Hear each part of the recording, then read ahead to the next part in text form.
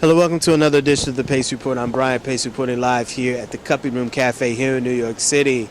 Making her debut here in New York City is jazz vocalist and writer Rebecca Sullivan. And this debut album that she just released called This Way This Time is really an introduction of where she is musically and where she wants to go vocally. In fact, she's accompanied by guitarist Mike Allemana, and this record really showcases, one, her love for the great masters, both contemporary as well as from the great American songbook, ranging from Hoagy Carmichael to Brian Wilson of the Beach Boys to contemporaries like Nick Drake and St. Vincent. We sat down and talked about her origins growing up in York, Pennsylvania. We also talked about how she developed a passion for jazz music, as well as how she finished college and moved to Chicago to pursue her dreams as a vocalist. So sit back, relax, and enjoy the sounds of Miss Rebecca Sullivan, along with guitarist Mike Allemana, live here at the Cupping Room Cafe here in New York City.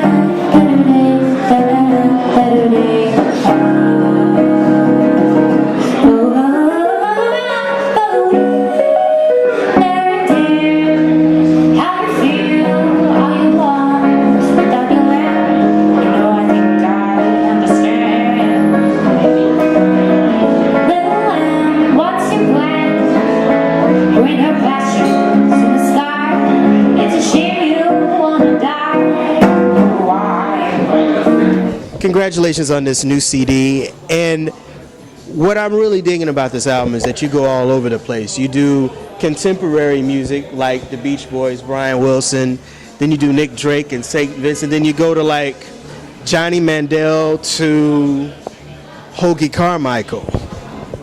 We do, and I think, how did we pick these tunes? I think it's just all stuff that I like, and we wanted to keep a very consistent vibe. So even though it's all over the place, I think everything sort of has a sound, or at least I hope it does, that fits together. So that's what I was going for.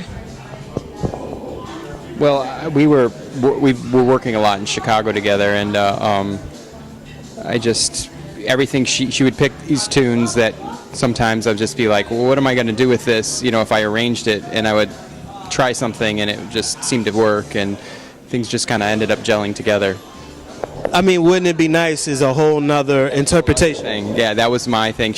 Rebecca just said, I think wouldn't it be nice to be fun to do? And they said, the Beach Boys, that's weird.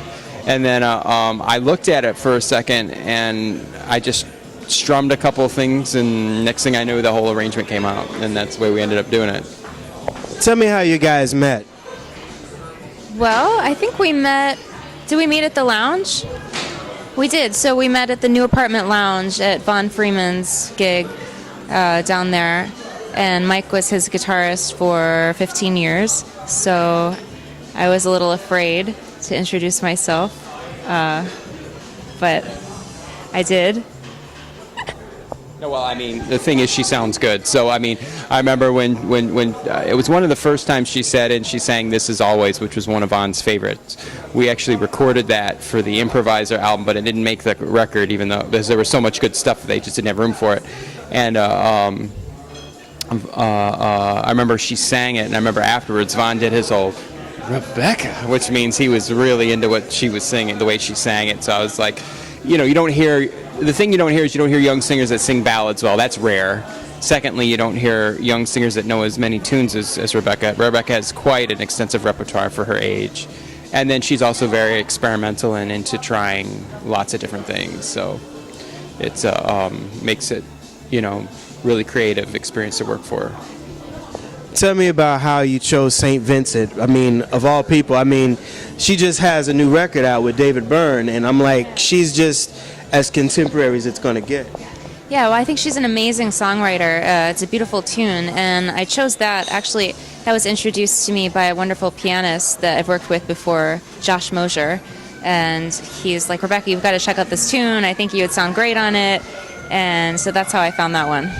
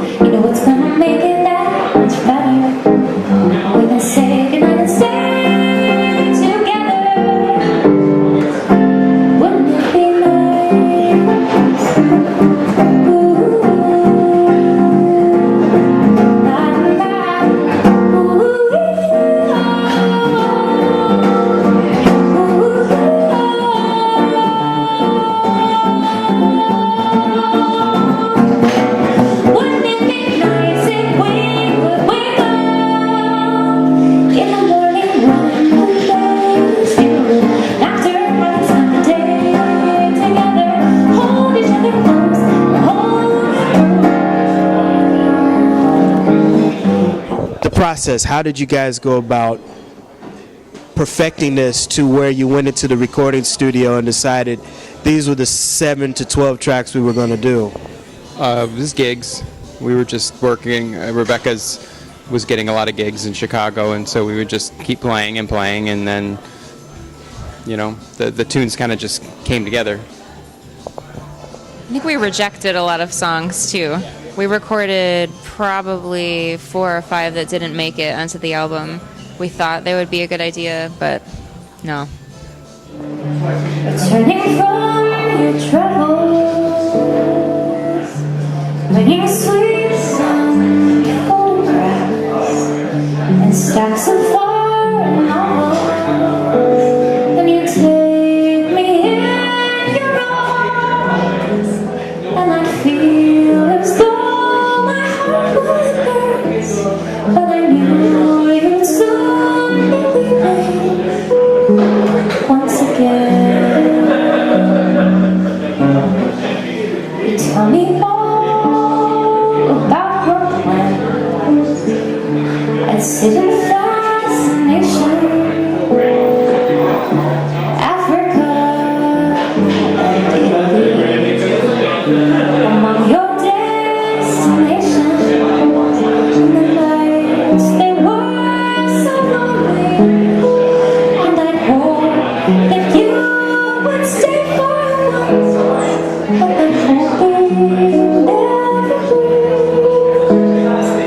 Things we see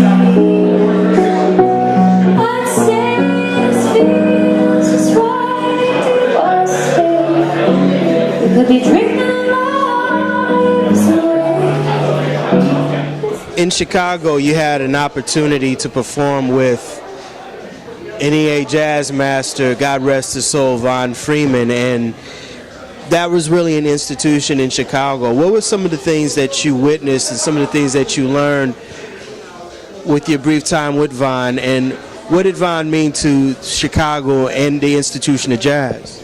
Oh, wow. I learned so much. Well, first of all, just by listening to him play. I mean, it was incredible. I got to hear him in his last few years, and yeah, just the emotion that he brought to the music, along with I mean, just I don't even know. I'm at a loss for words. It was just beautiful. So that, and then he in his performances would get up and talk to everyone. So he would always give us advice every week. He would have something to say, about music, life, anything. So that was, I think, really a big help to all of us there. And I mean, he was just so approachable. So I could just go talk to him after the gig, and he was very sweet and supportive. And one of the things that stuck out to me was that he was always supportive of people doing their own thing and creating something new. Sometimes a singer would come up and do something really different, and he would comment on that always. He'd be like, "Yeah, this is something new. That's beautiful. That's great that you're doing that. You're really doing something innovative." So that really stuck out to me, that he was so supportive of creativity. And I understand that you also studied jazz music in Chicago also. I did. I studied at the Bloom School of Jazz, which was great for me because when I got to Chicago, I had listened to a lot of jazz, so I was familiar with singing along to the recordings, and I'd done a little bit in college. We didn't really have a jazz program, but I didn't really know what I was doing at all. So at the Bloom School of Jazz, I learned how to work with a band.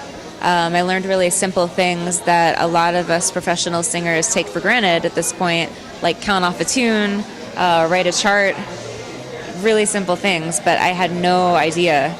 So that was great for me. I learned a lot.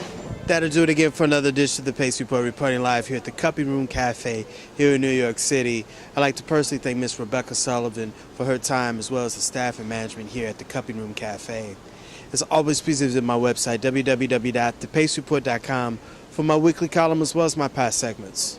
Until next time, remember, if it's in the groove, it'll make you move. Till next time, peace.